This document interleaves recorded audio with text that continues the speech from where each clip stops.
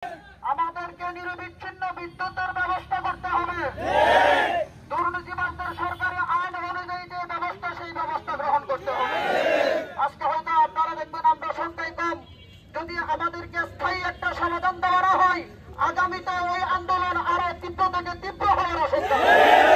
আমি আমার সংক্ষিপ্ত বক্তব্য শেষ করলাম। আলহামদুলিল্লাহ রাব্বিল আলামিন।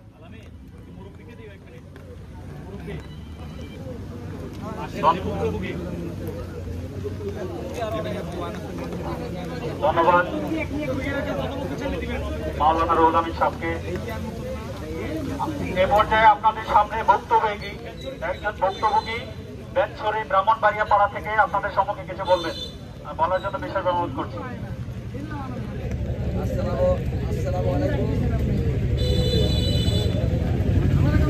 আসসালামু আলাইকুম। বিবারিয়া পাড়া থেকে আমি আসছি। আমার প্রতি মাসে 1800 টাকা বিল করে। আমরা যখন অন্তত 20 বছর যাবৎ বিবারিয়া পাড়া লো ভোল্টেজ আমাদের কারেন্ট চলছে, আমরা যখন ওদের কাছে অনেক টাকা বিল পাওয়া যায়, তখন তারা করে কি আমাদের মিটারটা যায় লাড়াচাড়া করে বলে যে মিটারটা নষ্ট হয়ে গেছে, আপনারা মিটারটাকে পরিবর্তন করেন, এই কথা বলে। তারপরে আমার কাছ থেকে তারা পুরার আইডি কার্ড আনে এবং দরখাস্ত দিতে বলে। আমি দরখাস্ত দিলে আজকে 6 মাস হয়ে গেছে, আমাকে কোনো মিটার তারা দেয় নাই, বলছে যে আপনাকে মিটার দেওয়া হবে। এরপরে আজকে পর্যন্ত আমার গত মাসে আমি 8,000 কত টাকা বিল দিলাম। আবার এই মাসের মধ্যে এই যে দেখেন 1800 টাকা আমার বিল করছে। আমি সাধারণ একজন গরিব মানুষ, আমি কিভাবে বিলটা দিব?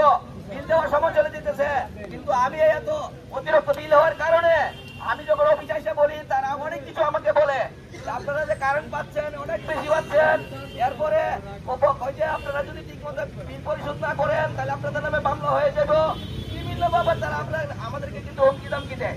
এখন আমি আজকে এখানে আইসা হাজির হলাম। আমি 12টার সময় এখানে আইসা পড়ছি, শুই না যে তারা আমাদেরকে যেভাবে কষ্ট দিয়েছে। আমি গরিব মানুষ, গত 3 মাসের বিল মনে হয় 8,000 টাকা দিছি। এরপরে আজকে আমার 1800 টাকা বিল আইছে, কিন্তু আমি কোনো মতো ওই টাকা সংগ্রহ করতে পারতেছি না। আর তাদের কাছে যখন আমরা বিবারিয়ার পাড়ার লোকেরা আমরা 20 বছর পর্যন্ত লো ভোল্টেজে অনেক টাকা পানা হয়ে গেলাম, অনেক ওই ইউনিট পানা হইলাম, তখন তারা করে কি আমাদের বিল মিটার গুলোকে নাড়াচাড়া কইরা আইসা বলে কি যে এটা নষ্ট হলে খেতে রাখে। এইভাবে আজকে আমাদেরকে প্রতারিত করতেছে। আমি আপনাদের কাছে কৃতজ্ঞ এই জন্য যে আজকে দিঘিনালাবাসী এটার প্রতিবাদ করতে পারতেছেন এবং প্রতিবাদের জন্য আমরা আসতে পারতেছি।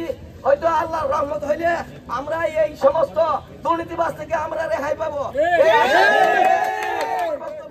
আমি এখানে শেষ করছি। আসসালামু আলাইকুম।